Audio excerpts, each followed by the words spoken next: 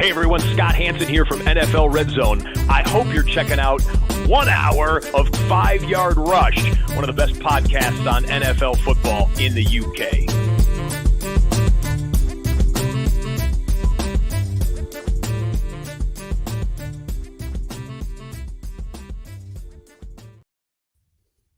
Yo, what's happening, Rush Nation? Welcome to nearly the start of week 5. It's Thursday night here in the UK, so middle of the afternoon across the pond. I've just come back from Wembley. That's a lie. It didn't take me that long to get back from Wembley, not 4 days. But hey, actually, the journey wasn't too bad this year. But, big man, are you off to Spurs this weekend? Yeah, I'm off to the dirtiest place on earth. Sorry, Spurs supporters. Yeah, I'm off to there to go and watch Bills versus Jags, or Jags versus Bills. Let's get the right order. So very excited. If you are going, drop me a DM. Let's meet up. I'm going to be in bar number 8 before the game. So yeah, looking forward to seeing quite a lot of you. So yeah, it's going to be good fun. I'm looking forward to it, and yeah, I'm off to Belfast the next day. So it's a busy time. What are you doing over there? Working or work? Yeah, work trip. Oof. That's going to be a early one. Yeah, very early in the morning. Oh, so. Nice. Well, one of those international players. Yeah, it's not really international, is it? Still UK. But yeah, you're flying. Anywhere you get on a plane is basically international, unless you land in the same country, I suppose. But it's it's good. So I'm looking forward to the game. It's gonna be great, and looking forward to seeing how. I've not seen Josh Allen live, so I'm really excited for that. If you've been listening to the show for a few years, I'm a big fan. So and Trevor Lawrence. I mean, I've seen Trevor Lawrence play, but yeah, it'd be nice to see that duel go on, and really, really excited to see the Bills.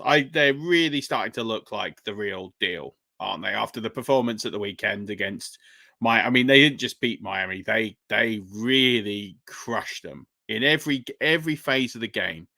They just destroyed Miami, and you think Miami coming off a 70-point game. Like, I'm just really looking forward to seeing that. This Bills team, for me, that performance against Miami might be the best performance I've seen in the last 2-3 years by a team. It was good. Yeah, I just think it was so complete. It was just a complete performance. I don't think Miami played that badly. I just think that the Bills were so good. And I think, people talking about the 49ers and people talking about the Eagles, the Bills for me. I know they've got a loss on their record, but wow. I mean, they looked elite. Yeah, it was they almost toyed with Miami at the beginning of the game, didn't they? And let Miami sort of probe into Miami's offense, and then Bills' defense was just like, right, let's stop this, and Josh Allen can keep going. And it was impressive to see. It was better than Miami's win over Denver, because Denver are porous at the moment and offer nothing, whereas Miami offer basically everything, and then the Bills did everything better and just dominated the game. My only worry about the Bills is hopefully they have come over with enough time to settle down and get used to the UK times and stuff like that, because sometimes at London games we do see teams come over and poor. Well, yeah, I mean, I can think back to the Buccaneers a few years ago, right? So I went to training and watched them perform training, if that's what you want to call it, and it didn't have any intensity to it at all. It was almost like a walkthrough. And I think a lot of that, the whole thing was they got here very late. They got here literally on the Friday and then came straight to practice and then played the game on Sunday. And the point of that was so that they, didn't feel as tired, that they had more time to practice and be with their loved ones, etc. But they were sluggish. I mean, they were appalling against the Panthers. It was one of the worst performances I've seen. So, yeah, I think the Jags have a significant advantage because they've stayed here, haven't they? They've stayed. Mm-hmm. They played on Sunday. They've stayed here, so they've not just acclimatized, but they've had extra time. But then the flip side of that is they haven't had the facilities that they would normally have. So yes, there's the pros of being here and being established and being used to the environment. the downside of that is definitely the fact that they probably haven't had the facilities. So it is going to be really interesting. I think it's going to be a great game. It's definitely for me the pick of the games. I think it was for me at the start of the season, and looking at where the teams are now, it definitely is. I mean, last week's game, you were there. The Falcons offered nothing, really. And I think the Titans have a great D, but that O isn't really clicking at the moment. So, it'd be interesting to see how that game goes. But this looks like a game where you would expect the Bills to win, but I think it could be a barn burn. I think you're going to see points on the board. I think you could see changes of lead in this game. And I don't think it would necessarily be a huge shock if the Jags won. It would be a shock, but I don't think it would be like a monumental one for the ages, because the Jags are a good team. I know they're 2-2, and I know they got beat by Houston pretty badly, but they were very good last week against the Falcons. I mean, not too much of a surprise, but it's going to be interesting to see how they cope, because although they're technically the away team, they are effectively the home team. Yeah. So they've dealt with this environment so many times. It's second nature to them. They are going to be familiar with it. So I think there's a lot of subplots that are very, very interesting in this game that I'm really excited to see. So, yeah, I think it's going to be a crack. I think it's a real, people sit here and moan about the quality of the London games at times, and we've seen that over the years. I don't think people could moan too much about these next two games at Tottenham. Because even the Titans, I know they're not clicking on offense. That D is pretty good. And, getting to see Lamar and Zay Flowers, that's a pretty, and Mark Andrews, and then getting to see, Hamilton and, some of those players on D. I think it's going to be exciting. And then, you can't ever moan for seeing a player of the quality of DeAndre Hopkins and Derrick Henry on, for the Tennessee Titans. I know they're not clicking, but this is the sort of game that they could really turn up for. So I think we've got two really good games. The Falcons, for me, were the only team I was really sort of thinking, I'm not expecting them to bring too much to the party. And but London scored a TD in London, so let's celebrate that. They were terrible. They were so bad. What you say they were bad, they were, if you exclude the Buccaneers, the only NFC South team to score an offensive touchdown.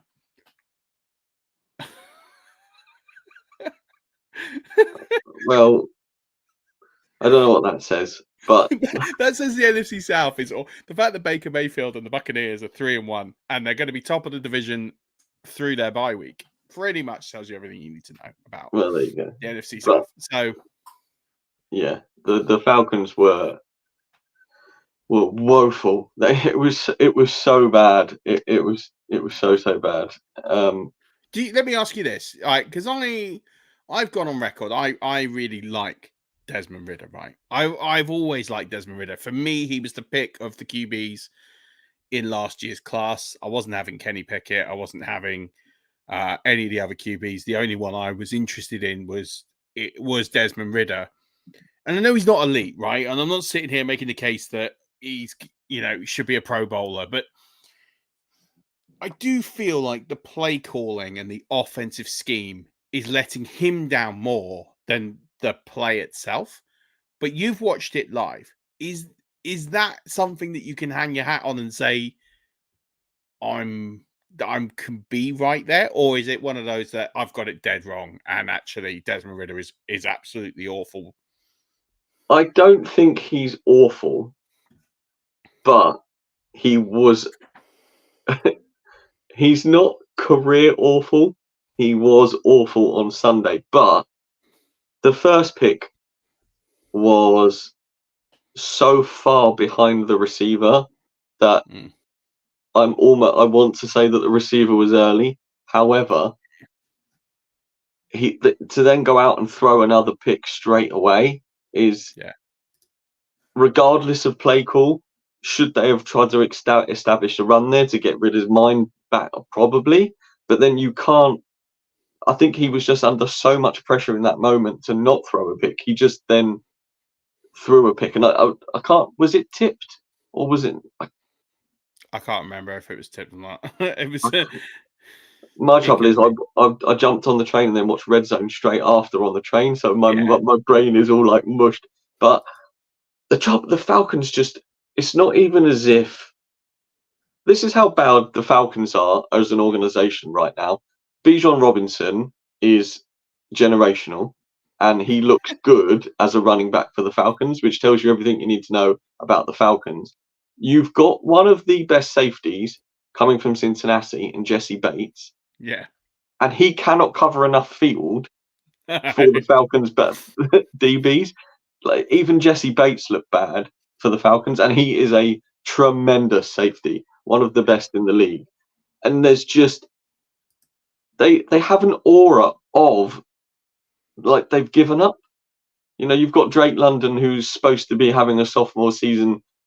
Kyle Pitts is just somebody trade for him. Please, somebody trade for Kyle Pitts. He is the tight end 28 in fantasy. Like he is now in droppable range. We're at the point now with Kyle Pitts that if he is on your roster, you probably need to drop him. Yeah. But people won't because he's Kyle Pitts. Now, I will say this about Pitts. I'm going to defend him a little bit. He's banged up. And it's very clear to see that he is not right. It's very clear to see that he is battling he's battling some form of leg injury. He's definitely lost some pace, which is why Jonnu Smith is getting more work. But still, if he's injured, shut him down. Yep. Like shut him down. Let him get healthy. Put him on IR. Do what you got to do.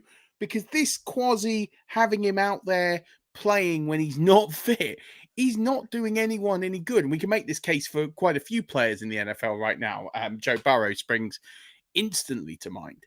I just don't understand this need to continue to play players who, yes, they're generational players, but playing them in a situation that is of absolutely no benefit to the organization because you're not even throwing him the ball. Now, if you're throwing the ball to him 15 times a game because he's that important to your offense and he's mumbling through the game, you could sit there and say, yeah, fine. Someone has said, I, for one, enjoy watching the Falcons face. I'm a Buccaneers fan. You're not alone. You're not alone, Joel. By the way, shout out to Joel.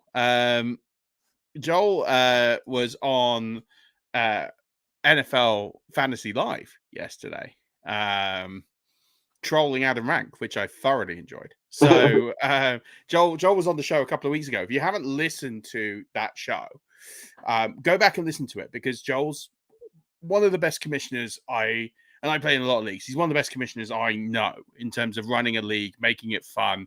He gives some great advice as to how you can tailor and run a really good league. So if you haven't listened to that show, watch that show on YouTube. Do go back and watch it because it is a phenomenal show. But yes, he was on Fantasy and Friends, part of NFL Live on NFL Network. So yeah, make sure you go check that out because it was very cool to see him and Pete and Tom, who are three guys in that league. Troll Adam Rank. And they probably give it to him because Adam Rank is in their league and he's never won their league.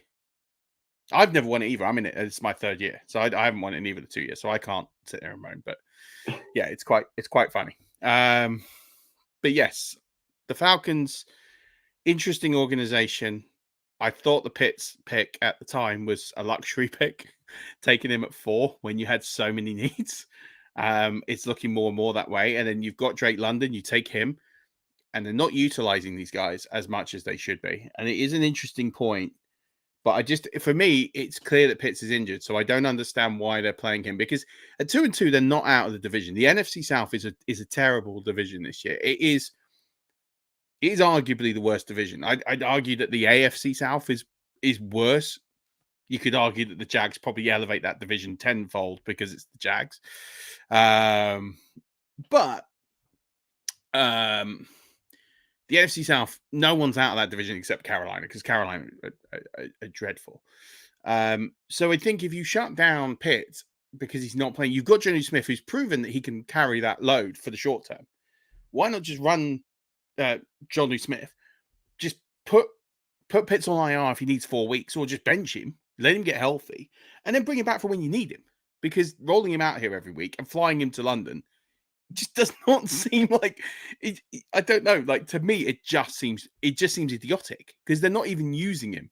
Like, if they're using him, then you can sit there and say, well, they're using him because they need to elevate and go through the talent, but they don't. They're not using him, so he's out there running routes, doing absolutely nothing. They've got a usage issue in Atlanta for me. They got down early to the Jags, who are, whether they're the home or away team, or the home team, as you said earlier against the Bills, they're the away team, but they will be the home team. There is more Jaguars fans at London games now than there was when I went even last year and the year before. And they're down early. They have one top tier receiver in Drake London, and I don't know how many snaps he played, but the amount of times I looked down and number 5 was on the sideline when they're down and in a clear throwing situation. Bijan Robinson's not even lined up in the backfield. He's lined up as a receiver. Drake London's on the sideline. What is happening? Drake London isn't injured. So do you want to know the numbers? I can give you the numbers from the game. I have them right here in front of me. Bijan Robinson played 77% of snaps. So Tyler Algier 25% of snaps. So there was a small overlap where both of them were on the field. Drake London ran routes on 89% of plays. Well, so he was out there for 89% of the snaps of the offensive plays. He ran routes on 89% of the offensive plays. Yeah, But here's what's more bad. Kyle Pitts was out there on 83%. So he ran routes on 83% of plays. And got 4 targets. How many times was Drake London targeted? 7. Johnny Smith was 4th on the team in routes run. So Johnny Smith, 64% routes run, got 6 targets.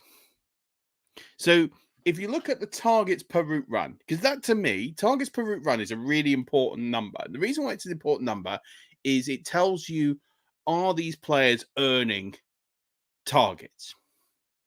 Because if a player, like, people look at the snaps. So I'll give you an example.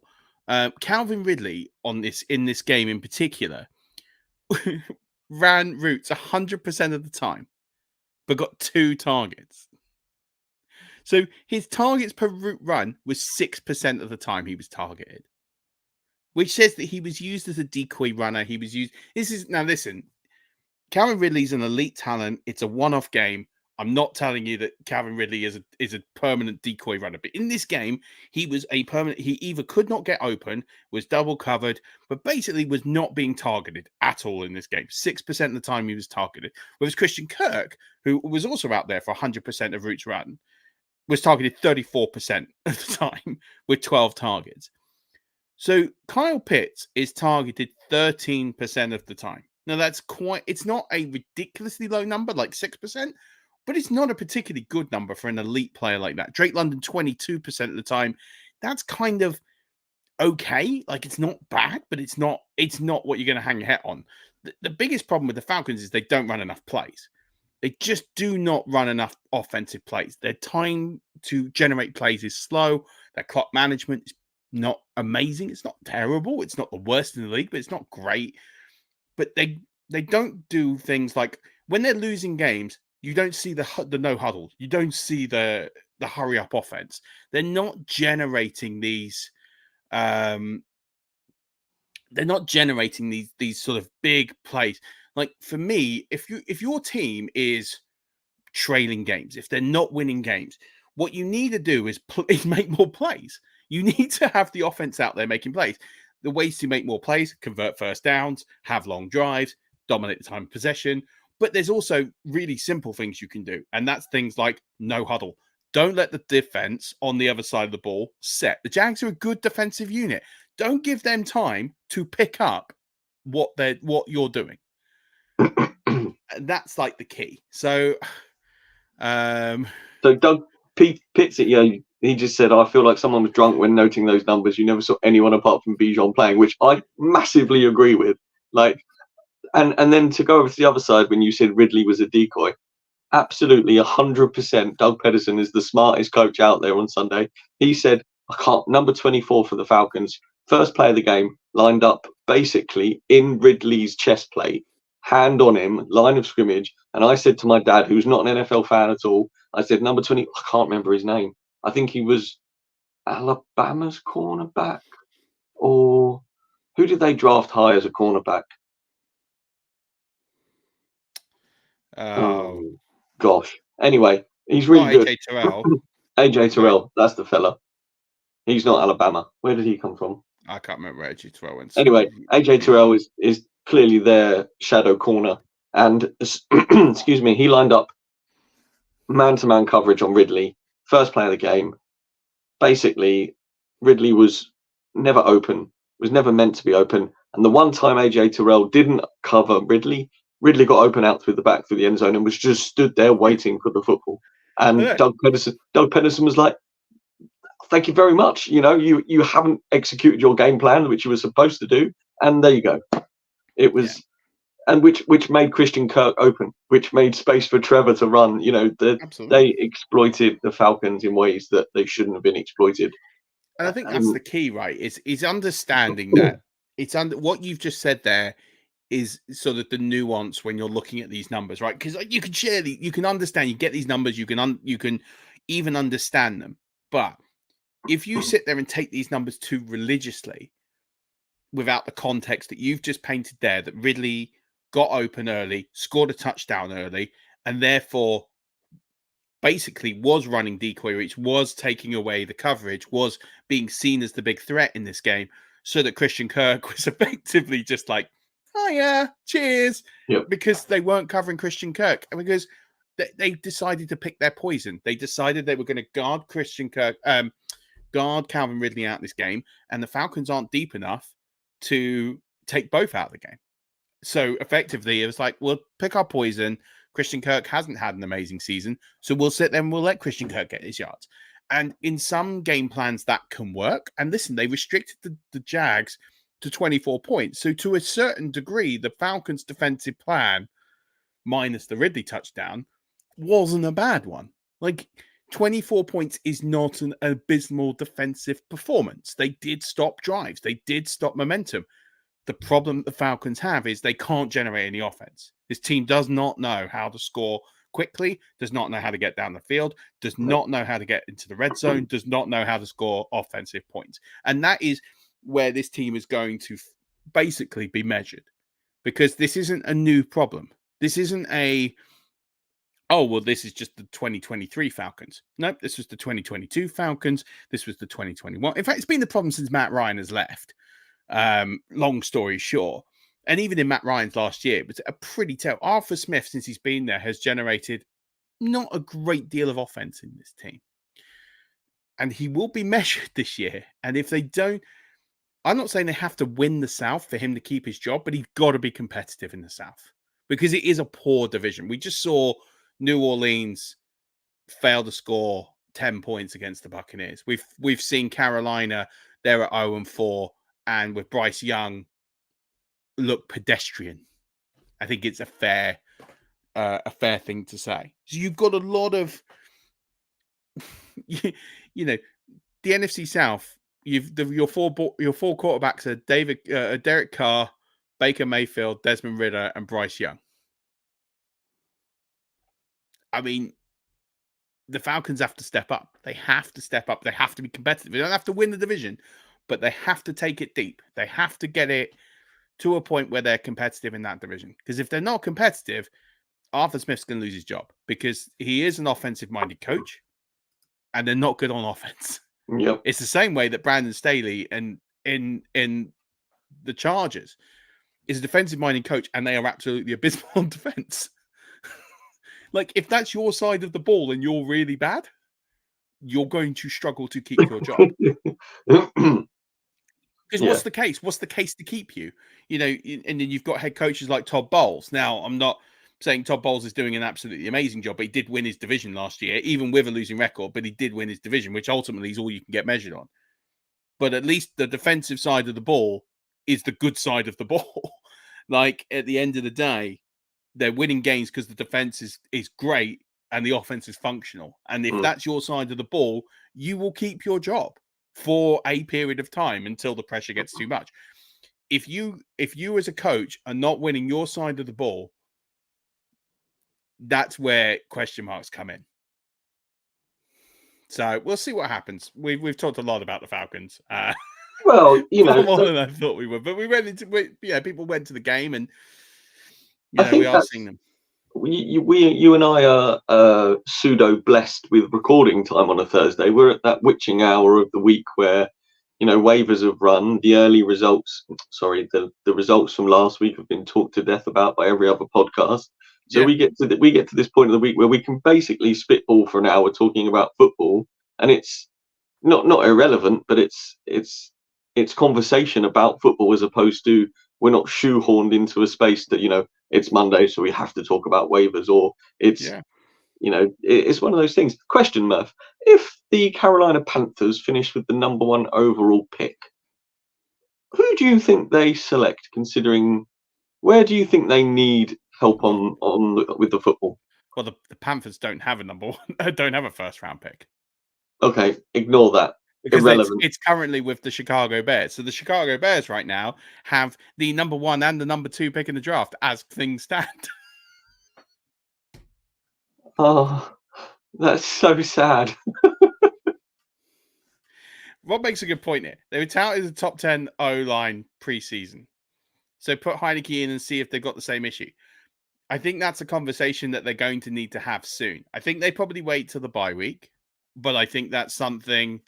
Rob's just saying as well. We haven't got the first overall pick. Yeah, I mean, Carolina don't have a pick because they've traded up for Bryce Young. I don't want to be too hard on Bryce Young. Look, he's 4 games into his career, and let's be honest, he's playing with not a bad set of receivers, but he's not playing with an elite set of receivers either. He's playing with Adam Thielen, who is at the twilight of his career, and DJ Chark, who's coming off an injury, a long season-ending injury. So, and has a history of injuries. So he's not playing with top tier. He hasn't got an elite receiving talent. He's got decent, but not an elite receiving talent. And then you've got a new offensive coordinator. You've got a new head coach there. You've got a new scheme. It does take time. And there are signs, but the thing that Bryce Young has going against him is Andy Dalton went in there and he lit it up. They lost, but on offense, they moved the ball very, very well. And a lot of that was, if you look at their plays, offensive passing plays per game, to recognize targets, first 2 weeks of the season was 31 throws went to identifiable targets. And then when Andy Dalton played, it went up to 57. Now, part of that was the game script. They were losing all the way through. They were a bit more aggressive. They had Dalton there, and they went, right, we're just going to let this rip. It's Andy Dalton. It doesn't matter. And what I like, and I think we talked about this already, what I like that Houston are doing with CJ Stroud is they've just gone to Stroud and say, look, it's your rookie year. Just go out there, throw the ball a ton. Doesn't matter. We win, great. If we don't win, doesn't matter. It's a learning year. So we're just going to go there, and you can just make all your mistakes. It doesn't matter. And you know what? He's not made any. He's thrown 151 times, CJ Stroud, this year, and hasn't thrown an interception. He has been exceptional. He's been really, really good. That was CJ Stroud's thing. He was the accurate passer coming out of Ohio State. He's come from a college that throws the ball a hell of a lot, and he was very accurate. But Bryce Young was also very accurate. And Bryce Young isn't being inaccurate. Rob is a Panthers fan, in case he can't tell. He's saying Bryce Young, unfortunately, also has a bunch of receivers trying to catch the ball with their faces. Look, but it's fair to say that CJ Stroud has a better set of receivers. He has Robert Woods, he has Tank Dell, and he has Nico Collins. You'd argue that's a much better receiving core than what Bryce Young is dealing with. But the other thing is, you can just tell that CJ Stroud has been sent out there to say, just go have fun, mate. Just go make your mistakes, learn on the job.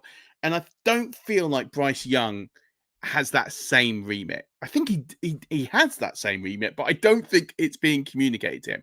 And I think if the Panthers are losing games at the rate that they're losing games, just go out there and throw the ball a ton. Let him make his mistakes. Let him get acclimatized. If he throws a pick, it doesn't matter.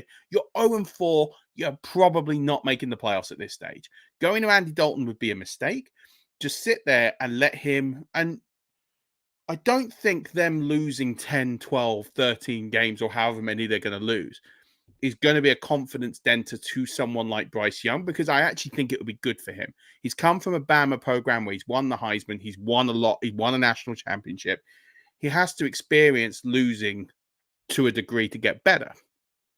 And I think that will fire him. The kind of lead you've drafted Bryce Young 1 overall, not just on his spec and his tools, but his leadership. That's what you drafted him over CJ Stroud. You drafted him for the leadership. You drafted him to be the captain, the leader of the offense. To do that, you've got to let him take control. I feel like they're playing with him with the handbrake on.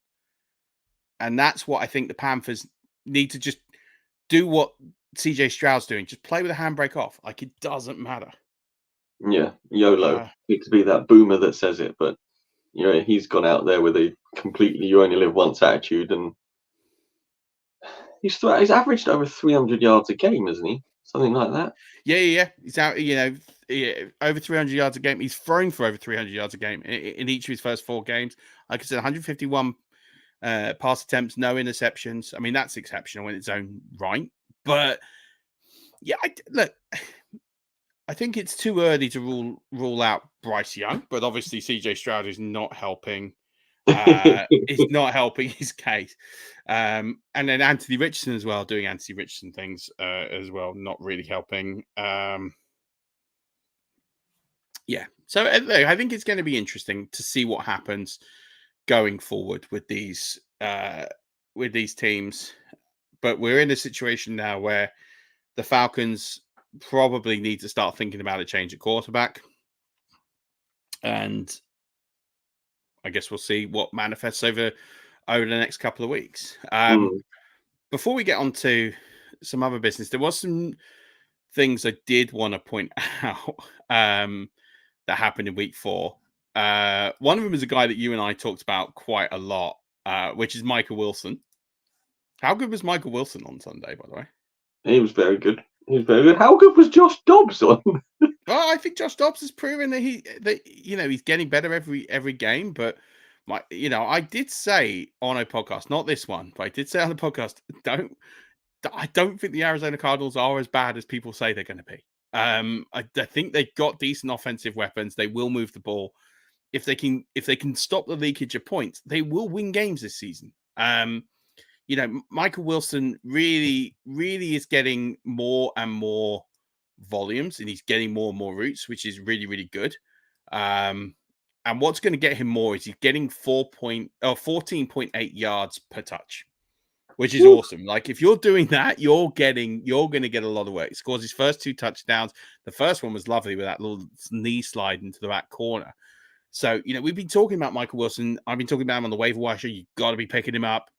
Get him now because for me, he's the clear number 2. If it's not clear now, it will be very, very soon. It's not Rondale Moore. It's not, it's no one else. It's not the tight ends. The tight end usage is massively fading. Ertz is a safety blanket. His usage was incredibly high because Josh Dobbs, and I said buy Ertz on the waiver wire week 1 because he was getting 10 plus targets a game, and he got nearly 20 targets in his first 2 weeks. But it's clear now that he was getting the ball because Josh Dobbs didn't know anyone on the offense. He'd been there 2 weeks before the season started. So now you've got Dobbs is getting a bit more confident. He's finding his receivers more. He's starting to unlock Marquise Brown a little bit. He's starting to get Michael Wilson into the game. And what that means is for someone like Rondale Moore, he's going to take a step back. Rondale Moore is not going to be as much of a feature in this offense. So, the one thing I would say is that, if you haven't been listening, buy in on Michael Wilson. I think he's someone who is going to be, I think he's already the 2, but if no one is 100% sure if he is, he will be very, very soon, especially that 14.8 yards per touch. That's massive. I want to talk about David Montgomery because there was this start-sit on Thursday, whether or not he was going to play on Thursday night football. That was absolutely ridiculous. Like, it came out as David Montgomery's not going to play. Then it came out that David Montgomery is going to play. And then David Montgomery played very well. Yeah. Well, and I think what the lesson we've learned here is if you were a Jamar, and again, this is another thing that you and I talked about with everyone was overdrafting Jamar Gibbs. Everyone was really hyped up on Jamar Gibbs as the talent. He's a first-round running back. People were really drafting him in the second, third round of drafts this year. And we were like, hold on, David Montgomery's there. They ran a two-headed backfield last year. They're going to run a two-headed backfield this year. The difficult thing right now for Jamar Gibbs owners is that David Montgomery is the new Jamal Williams. That role is clearly David Montgomery's role. That is, and if you're the Jamal Gibbs owner, Jamal Gibbs is DeAndre Swift. This is now what we're seeing. Is Jamal Gibbs might be that talent, and he has that talent. And I'm not saying he's not talented, but his usage is going to be heavily capped because the way they want to run this, they want a north-south runner who's going to be huge by the goal line and huge in the red zone and huge inside the 10. On Thursday Night Football, there were 8 carries by running backs inside the 10. David Montgomery got all 8. David Montgomery is the running back you want to own in Detroit. It's not Jamar Gibbs. Not this year. Might change next year. But this year, it is David Montgomery. And this was I don't like to sit here and say, we're right all the time. We're not. We made loads of mistakes. Najee Harris was one I got horribly wrong this year. Saying that Jaylen Warren is not a thing. He clearly is a thing. We've got that wrong. But David Montgomery was someone that we kept saying he was the one you wanted to buy. It wasn't Jamar Gibbs. Jamar Gibbs was overpriced, and people bought into this rookie. We go all the way back to this groupthink that we've been talking about since the preseason. Everyone bought into the groupthink of Jamar Gibbs. He was drafted in the first round, therefore he has to be great. He can be great, but it's all down to how the team use him. Yeah. And we're seeing this. We've seen this with Bijan. Bijan is a top 10 player purely on his talent, not because of his usage. Jamar Gibbs, unfortunately, isn't that generational talent. He's very, very good, but he's not that generational talent. So, the one you want to buy is David Montgomery. I do have some better news. If you're a James Cook owner, now the biggest issue that we've had with James Cook this season isn't the fact that he's great. It's the fact that he keeps getting all his touches vultured by Latavius Murray, which is really, really annoying. It's so annoying. It's not even enough to start Latavius Murray. It's literally James Cook gets them all the way to the inside the 5, and then it's no touches. Guy, see you later. Cheers. Job's done. Changed this week against Miami when the opposition went up a level. They went to James Cook. Was only 3 touches inside the 10, but James Cook did get all of them. So maybe there's a change. I'm not saying that he's forevermore going to be the guy inside the 10. But if you're a James Cook owner, I would be, and I have a lot of James Cook, I'm encouraged by the fact he's finally getting touches inside the 10 because he hasn't been getting those touches this season. So it's just something to keep an eye on. At least I don't think he's going to get all the touches going forward, but I do think he's going to get touches inside the 10 more often. I still think Latavius Murray is going to vulture him on occasion. It's going to be really annoying. Is there anything else I want to... Josh Jacobs, if you're really worried about Josh Jacobs, I think he's starting to turn it around. If you bought in on Josh Jacobs and you're really upset with where it's gone so far this year, he did exactly the same last year. I think there was a graphic. I think they showed it on Red Zone, but there is a graphic in the broadcast that shows that his numbers in 2022 and 2023 for the first 4 games were almost identical. He gets lucky with a touchdown this week because Devontae Adams did actually score and it wasn't given, which was horrific. I found the officiating this week was appalling everywhere.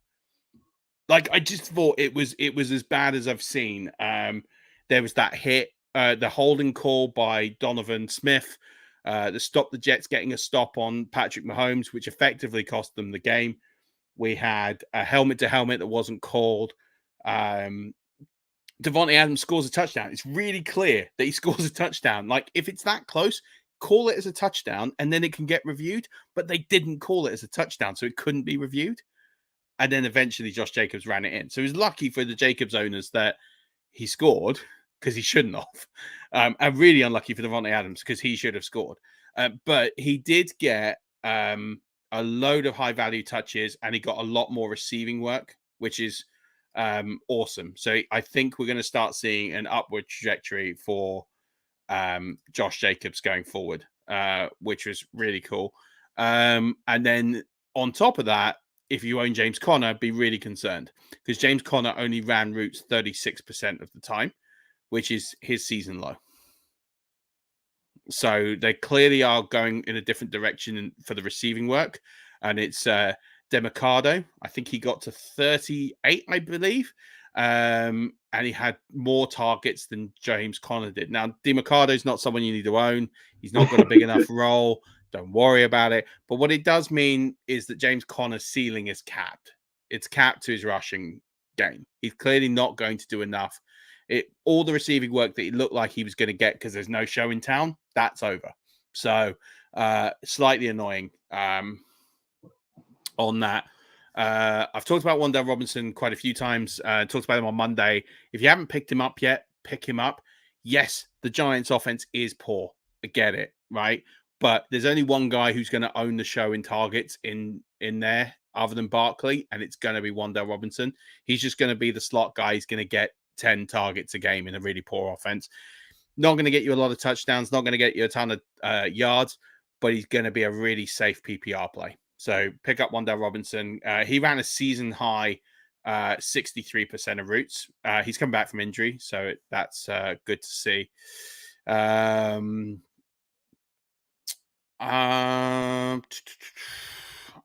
think. Oh, if you have Sean Tucker, you can drop him now. Keyshawn Vaughn has vaulted over Sean Tucker. Not that you really want to be owning the number 2 back in the worst rushing offensive team in the league, but if you do, and you own a lot of Sean Tucker, you can cut him now and pick up Keyshawn Vaughn. That'd be so under the radar because the usage is just minimal. But yeah, you can make that change. I don't think there's anything else other than Devon Achane. Great numbers. Think it's a good time to sell. I think it's a good time to sell him now. I think if you can get someone to pay the king's ransom on Devon Achane, sell him now. We've got Jeff Wilson coming back potentially this week. If not, it'd be next week. I think that's a 3-headed back. I think his ceiling will be capped. I think we've seen his best games of the season. I still think he's going to be good, but I don't think he's going to be where he is now. It's not like a Puka Nacua situation where it's just going to increase or be a level for a good period of time. I think we've kind of seen the best of Devon Achane. Maybe you get this week, but I'd be selling him at his premium, which is now, because I don't think you're going to see this consistent 100+ yards, 2 touchdown, 4 touchdown games. They're not going to happen. Their games get harder, and on top of that, they will go to more of a committee. But he is getting the work inside the. If you need some selling points on him, he got all the touches inside the 10, and he ran routes 67% of the time, and he's making big plays. So I would cash in very, very soon, because I think his peak is now, and I think he'll still be relevant. He's still going to be an RB2 going forward, but I think you can get someone to pay up an RB1 for him. I think you could easily, or a top wide receiver. I think you can get a premium for him right now. Okay, Murph, you talked a lot about selling just then. Let's talk about some buying. That's it, Rush Nation. It's time to talk about Manscaped. Now, Murph, question for you. You're going away on Monday. You and I are lucky enough to have received the new face trimmer from Manscaped. The Handyman, I believe it's called. I think because the Lawnmower 4.0 is on the screen, it is the Handyman. It is a compact foil with a...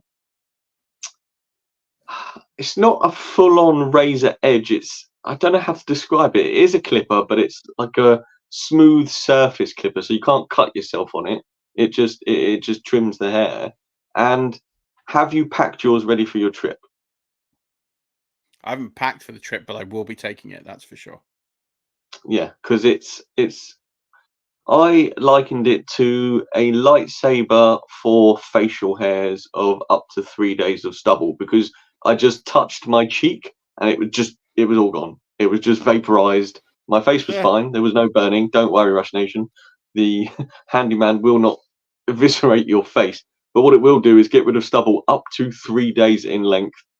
So if you trim that, team it with the hedge trimmer, then that's a beard 100% lockdown all the time. If you work in an office, this thing must be an absolute godsend. I'm lucky enough, I'm a woodsman. I don't need to look preen and pristine every day. I very rarely do my hair.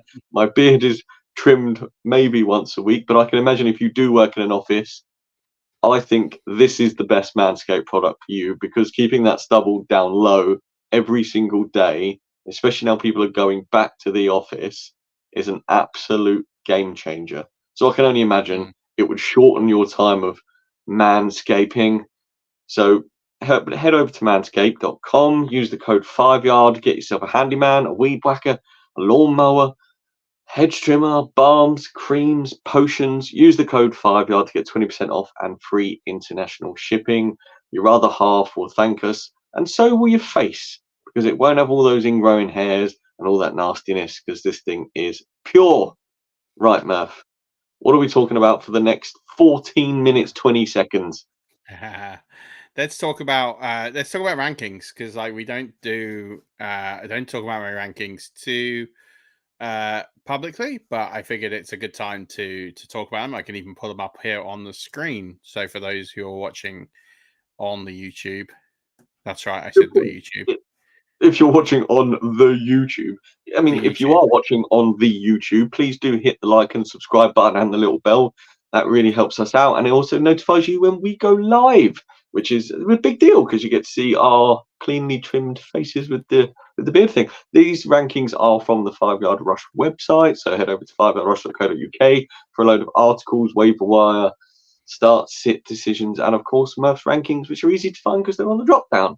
I'm not going to attempt to read them off my phone in front of me, Murph, because they are tinier than the tiniest thing that was ever tinied. I'm going to use my other screen. Where do you want to start? What do you want to talk about? Well, I guess like I've got them up here. I guess I'd throw it over to you. Is there anything here that you think is? We'll start with the quarterback position. Is there anything here that you think is particularly wacky or bold? I think the only one. I genuinely, after last week's, I jumped on late last week, didn't I? And we started talking about projection numbers and then using rankings and stuff that you thought would be a viable. I had a couple of dilemmas today in one of my big home leagues, and my quarterback situation is atrocious. I've got Aaron Rodgers and Kyler Murray on IR.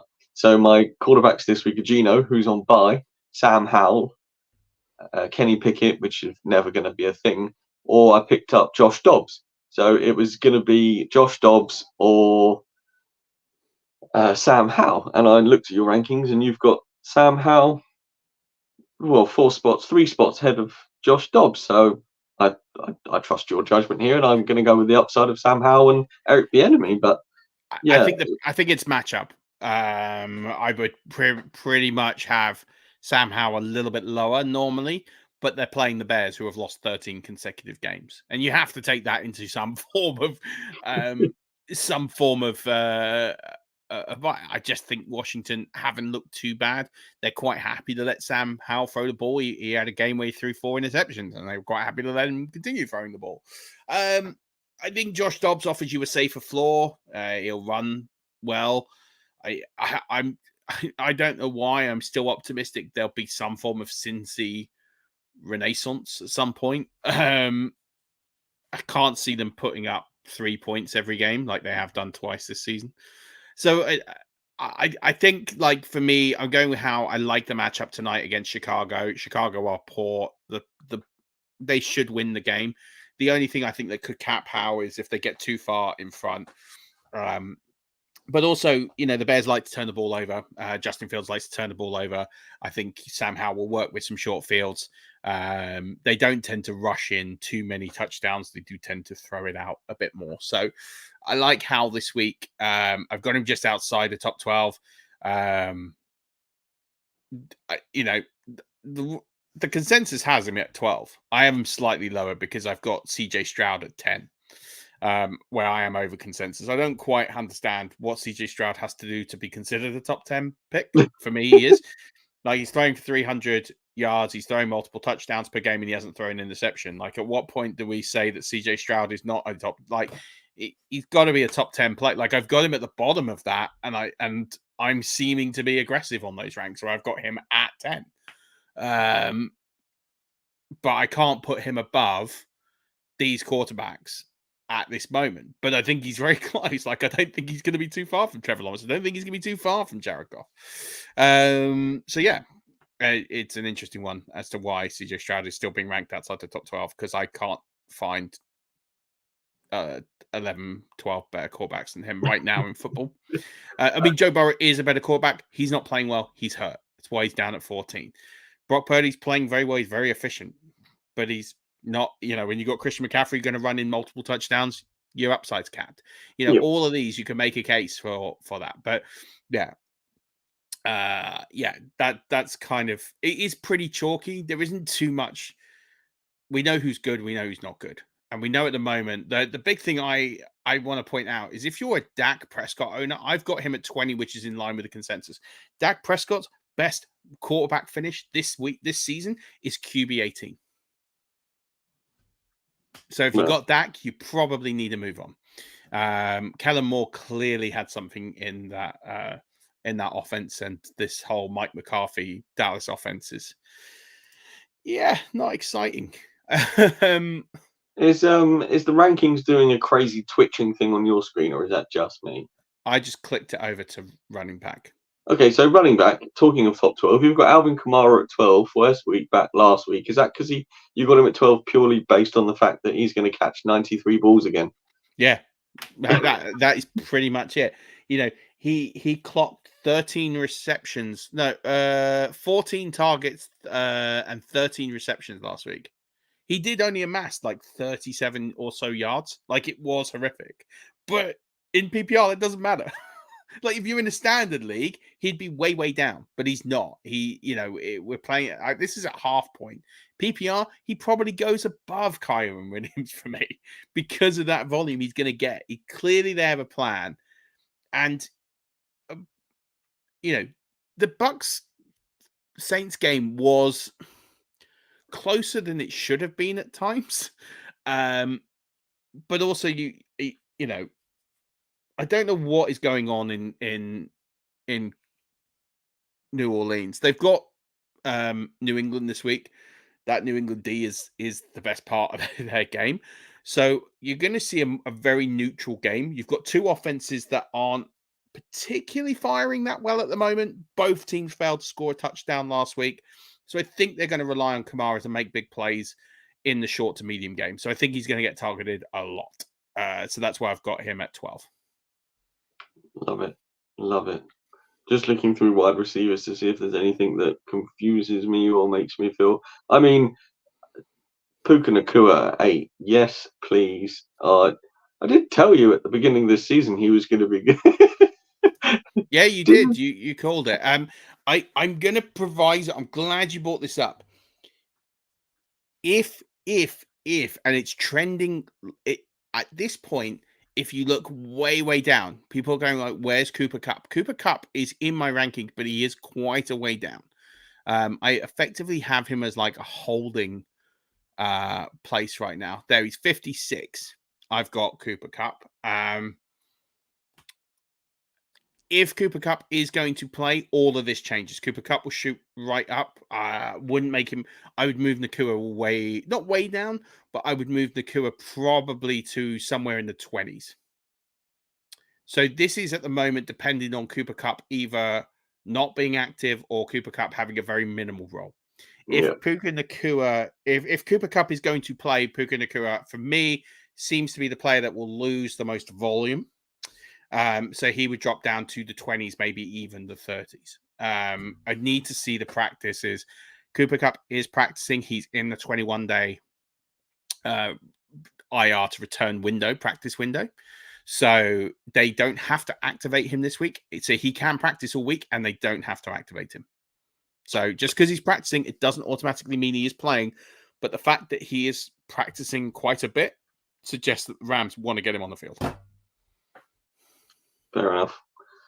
Tight end is a hot mess, so we'll skip that one straight out. Yeah, there's not much really to say at tight end other than Sam Laporta is good at football, and I whiffed on that one. I didn't really want to take too many rookie tight ends, but he's good, as is Jake Ferguson, by the way. Yes, Jake Ferguson. For me, I'm drawing a line here at 7. So, like, if you picked up George Kittle, fine. You drafted him. If you got Dallas Goedert, fine. Like, you'll play him.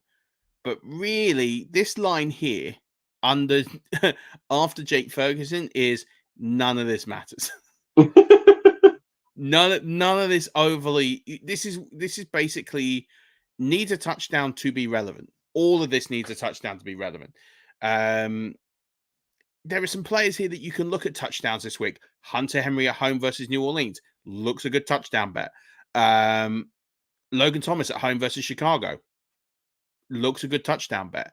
There's a couple of these I would look at and think they're good touchdown bets. Cole Kmet against Washington, probably not a bad touchdown bet considering he got 2 last week.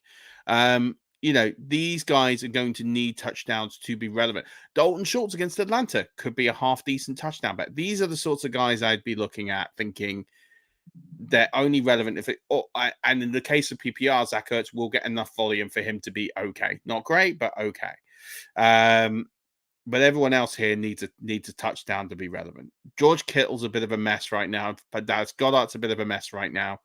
And then Kyle Pitts, by the way, at 19. Which I've got him grossly under the consensus, and yet he's currently the tight end 28. So go work out why I'm sort of well off there, but whatever. I can't rank him higher than that. Yeah, that's filthy. The ECR's wrong there. Okay. I'm going to talk DS. We're going to finish this up with a DST question, Merv. Purely because in one of my home leagues, I have the Ravens and the Commanders, and you've got them at 1 and 2. Yeah. How close is that at 1 and 2? And would you, if it was really close, would you be wanting to play the Ravens on Sunday as opposed to locking a score in tonight with the Commanders? Or if you had both, would you be playing the Ravens? Is Pitsy still watching? Yeah, but it doesn't matter. I'm not playing Pitsy, and I own them both. No. The reason why is listen.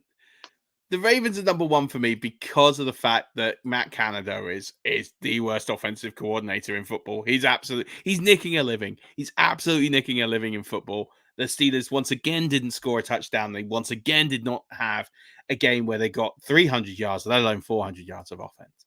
And so for me, you've got Mitchell Trubisky playing this game because we don't know if Kenny Pickett is going to be fit to go. So you got Mitchell Trubisky with no Deontay Johnson, with no run game discernible in this offense. There's going to be turnovers for the Ravens here. Having said that, the Washington Commanders against Justin Fields, who is a turnover machine, is also a really attractive bet. I think it's close. I can see the logic of waiting till Sunday. It gives you more options. I don't think you can go wrong playing either defense. If I'm brutally honest, I think I think both of them are going to do okay. And for me, it's about turnover opportunity. I think potentially the Commander. So I think first of all, I think the Ravens will end up with more sacks. I think they'll end up conceding less points. I think the Commanders will give up more points, won't get as many sacks because of the nature of Fields, which is why I have the Ravens ahead, because I see them building more stability of points. The things that are like near certs, sacks and points, are that's where like my tiebreakers, I'd put the Ravens. But if I was looking for the ceiling play, I would probably go with the Commanders, because I think the Commanders could turn over Justin Fields and the Bears 3-4 times. That is in the range of outcomes, but you would need that to happen for them to be better than the Ravens. Yeah, that's fair. So I think it's one of those. If you're looking for the safe play, like they're both going to be good plays this week. Like, don't get me wrong, but if you're looking for I want to bank potentially 10 points from my D, I think you go with the Ravens. If you want to go with I want a D that could potentially put 20 points on the board, it's probably the Commanders who are going to be more likely to do that than the Ravens. Okay. That hasn't really helped because the defensive scoring is squiffy as well. You get 3 points per sack. So well, there you go. Then I would go with the Bills, the Ravens. I don't have the Bills. No, I'd go with the Ravens. I'd go with the Ravens because if it's 3 points per sack, I think they're going to attribute more sacks. Because if you think about it, just from a logical perspective, Justin Fields is a very elusive. He does get sacked. He gets sacked a fair bit, but he is an elusive quarterback. Yep. You're relying on that pass rush to get home accurately every single time. Whereas Mitchell Trubisky's wooden pocket passer, the offensive line's the offensive line's not great. I think you're going to see the Ravens get home quite a few times on Sunday. Oh, that's fair. Thank you for your help. See, Rush Nation, this is the sort of help you can get if you are a Patreon. Murf has a WhatsApp chat which you can ask these sorts of questions. If you do want to support the podcast, should have done this more than an hour in. Do support the podcast over at Patreon. We have a tier for $1 a month, Murf. So £1 a month. £1 a month. So it's what, a quarter of a cup of coffee these days, something stupid like that. It's not gonna financially cover you, but we are in tough times, so we do understand. Anything else you want to cover before we jet, big man? You said you wanted to do an hour. We've gone over. Apologies for my DST question. No, my fault. I always talk too much. No, just keep up with everything we're doing over at Five Rush. Some amazing writers putting out some amazing content every single week. And stay tuned for next week where we'll talk about how you can join our mid-season league. So if you've got a league that's not doing very well, or all your leagues aren't doing very well, and you want to still have a shot at glory this season, check out next week's show. We will be talking about new leagues, a new league that we're setting up for mid-season. It'll be an elimination league, so worst team each week will get eliminated. So a bit of fun. Also, check out the FFCC if you're still in that. Down to the last 64 of the World Championship main event, and also the Intercontinental Plate. If you don't know what the Intercontinental Plate is, it's new for this year. I kept it completely under wraps until after the season started, after the tournament started, because I wanted to be evil and have a little bit of a nice little twist. Last 64 of that as well. So if you were eliminated in the first week of the FFCC, you get automatically put into the plate. Some people still didn't know that, despite all the messages I send out. So check out everything on Five Rush. All the brackets and everything are there, as well as rankings, as you can see on the screen. That means I'm in the cup. Didn't even know. You're in the yeah, mate. You're in the plate. How did you not know?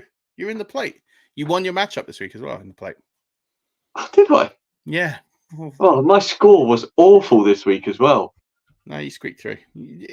Just. It was close. After absolutely pounding it the week before or whenever last week. Oh, well, that's good news. Shout out to two of my home league mates. Stormo's still in the FFCC as far as he's got, so he's very excited about that. And then Simon, I think, is in the cup, and he didn't know he was in the cup because he didn't know what the cup was, and now I can tell him. Read the sleeper chats.